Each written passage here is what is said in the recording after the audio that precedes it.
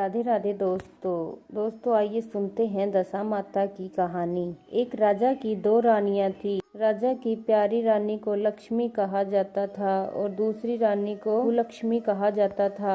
एक दिन लक्ष्मी रानी क्रोध होकर लकड़ी का पट्टा ले मलिन कपड़े पहनकर कोप भवन में जा लेटी। राजा ने लक्ष्मी से पूछा, तुम कोप भवन में क्यों पड़ी हो?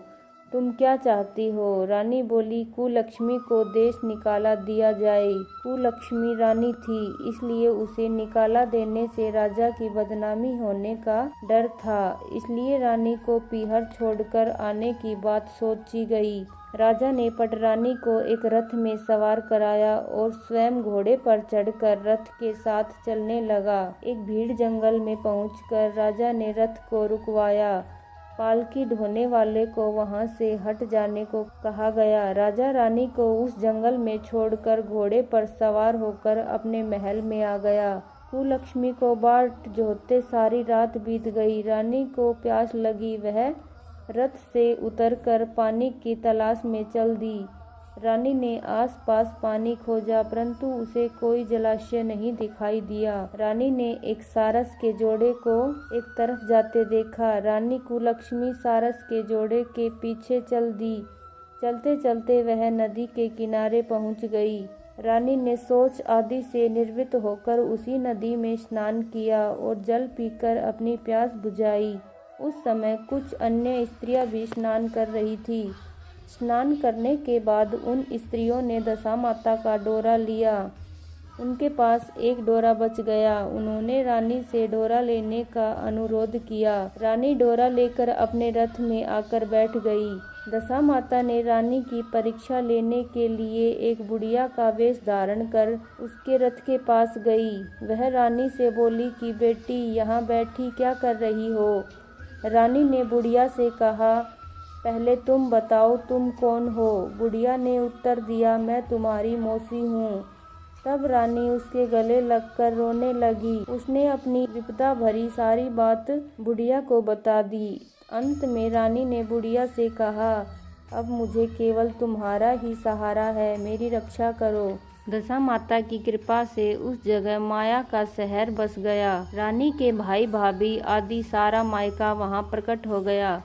रानी ने अपने पीहर के साथ मिलकर 9 दिन दशा माता की कथा कहानियाँ सुनी। 10वें दिन डोरे की पूजा होनी थी। उस दिन सवेरे उठकर दशा माता ने रानी से कहा, नदी में स्नान कर आओ, वहाँ तुमको स्वर्ण कलश मिलेगा, तुम उसे ले लेना और जो डोली तुम्हें लेने को आए उसमें बैठ जाना। किसी से ये मत पूछना कि यह डोली किसकी है। रानी ने नदी में स्नान किया। वह स्नान करके बाहर निकल आई तो उसे 2 स्वर्ण के कलश नदी के किनारे रखे मिले।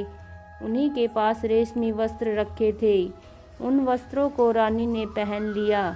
वह चलने को तैयार हुई तो उसे डोली आती दिखाई दी। वह डोली में बैठ गई और अपने घर पहुंच गई। घर पहुंचकर उसने माया के परिवार की सब महिलाएं सहित दशा माता के डोरे की पूजा की, सुहागनों को भोजन कराया। इसके बाद उसने पारण किया।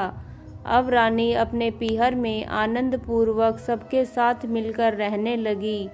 इधर कुछ समय बाद राजा ने रानी कुलक्ष्मी का ध्यान किया। राजा ने विचार किया कि जिस दिन से मैं रानी को जंगल में छोड़कर आया हूँ तब से उनका कोई समाचार नहीं मिला। चलकर देखना चाहिए कि रानी कुलक्ष्मी का क्या हाल है। मंत्रियों ने राजा को समझाया कि अब रानी से मिलना आपके लिए ठीक नहीं होगा, परंतु राजा ने मंत्रियों की बात पर कोई ध्यान नहीं किया। वह घोड़े पर सवार होकर उसी स्थान पर पहुंचा जहां पर रानी को छोड़ आया था। राजा को ये देखकर बड़ा आश्चर्य हुआ कि यहाँ तो सघन वन था, परंतु अब यहाँ रमणीक बस्ती बसी हुई है। राजा ने लोगों से पूछा, यह कौन सी नगरी है? लोगों ने उसे बताया कि यह कुलक्ष्मी का नगर है। अब तो राजा के आश्चर्य का ठिकाना न रहा। वह बार बार सोच रहा था कि क्या यह नगर मेरी पटरानी कुलक्ष्मी द्वारा बसाया नगर है। राजा ने कुलक्ष्मी के महल के पास जाकर सूचना भिजवाई कि उनसे अमुक देश के राजा मिलना चाहते हैं। रानी ने राजा को पहचान कर मिलने से मना कर दिया, परंतु मौसी ने उसे समझाया कि हिंदुओं में तो पति परमेश्वर माना जाता है, तुम्हें यही उचित है कि तुम यथाशक्ति उनका आदर सत्कार करो। मौसी के कहने पर रानी कुलक्ष्मी ने राजा को महल में बुलवाया। दोपहर को राजा को भोजन पर बुलवाया गया। राजा के साथ नाई भी था। रानी राजा और नाई को भोजन कराने लगी। पहली बार रानी ने नाई की पत्तल पर भोजन परोसा तो नाई ने रानी के पैर पर एक छींटा लगाया। रानी इस भेद को नहीं समझ सकी कि नाई ने उसके पैर पर रायते का छिट्टा क्यों मारा। रानी दूसरी बार पोशाक बदलकर फिर आई। राजा मन में सोचने लगा कि यहाँ तो बहुत सी रानियां हैं, सबकी शक्ल एक जैसी है, मैं अपनी रानी को कैसे पहचानूंगा। डेरे आकर राजा ने नाई से कहा, यहाँ तो कई रानियां हैं, मैं अपनी रानी को कैसे पहचानूं। नाई बड़ा चतुर था, वह बोला, रानी तो एक ही है, परंतु वह पोशाक बदल बदल कर हमारे सामने आ रही है। राजा ने नाई से पूछा, तुम्हें कैसे पता चला कि रानी एक ही है। नाई बोला कि मैंने उनके पैर पर रायते का छिट्टा मारा था, वह 3 बार कपड़े बदल कर हमारे सामने आई, परंतु वह छींटा उनके पैर पर तीनों बार लगा था। अगले दिन रानी ने राजा को अपने महल में बुलवाया। राजा को अपनी मेज पर बिठाकर खाने के लिए पान का बीड़ा दिया। पान खाकर राजा पलंग पर लेट गया और रानी उसके पैर दबाने लगी। राजा ने रानी से अपने किए के लिए क्षमा मांगी और रानी को अपनी राजधानी में चलने को कहा। रानी ने कहा, आप मुझे किस मुँह से चलने को कह रहे हो? आप तो मुझे जंगल में अकेला छोड़कर चले गए थे। आप तो दूसरी रानी के कहने में आकर मेरा परित्याग कर चुके थे। यह तो मेरी मौसी का किया हुआ है, उसी के कारण यह सब वैभव मुझे प्राप्त हुआ है, वरना आप तो मेरा सर्वनाश कर चुके थे।